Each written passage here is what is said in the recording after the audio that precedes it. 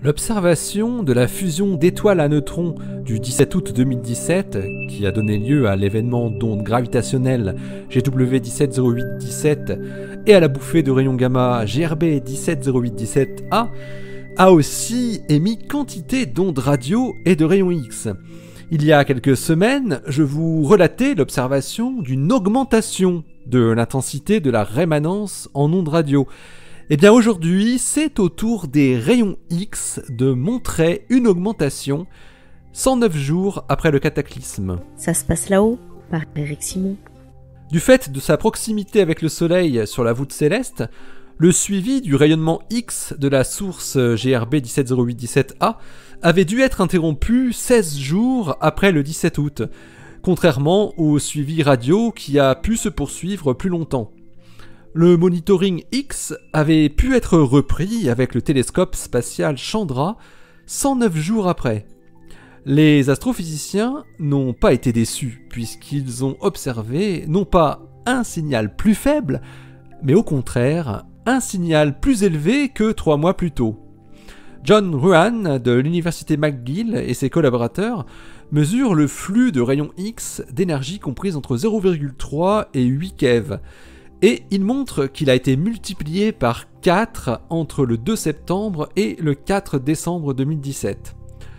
Fin décembre, nous apprenions que le flux d'ondes radio, en provenance du résidu de la fusion des deux étoiles à neutrons, avait augmenté également sensiblement avec le même taux, depuis les instants juste postérieurs à la fusion, ce qui permettait de mieux cerner ce qui était en train de se passer dans ce résidu.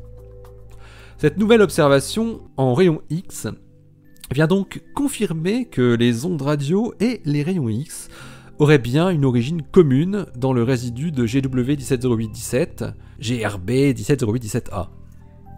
John Ruan et ses collègues montrent dans leur analyse, qu'ils publient dans The Astrophysical Journal Letters, que la courbe de luminosité X mesurée est cohérente avec les modèles de rémanence dus à une éjection qui peut être soit un cocon de débris choqué par un jet relativiste de trou noir, soit l'éjecta produit par la fusion, ou bien un jet vu hors axe.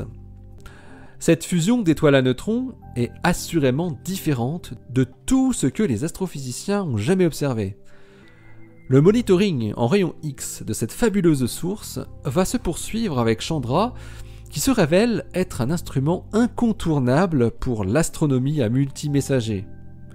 Il devrait être notamment possible de détecter ce que les astrophysiciens appellent le cooling break, une variation notable dans le spectre de rayons X, qui devrait permettre de contraindre fortement les paramètres physiques de l'éjection responsable des émissions X et radio. L'article de John Ruan et ses collaborateurs est paru dans The Astrophysical Journal Letters 853, en date du 18 janvier 2018, et il a pour titre Brightening X-ray Mission from GW 170817, GRB 170817A, Further Evidence for an Outflow. Allez, d'ici la prochaine, portez-vous bien, restez bien les yeux vers le ciel, et les pieds sur terre, hein, pourquoi pas. Allez, salut!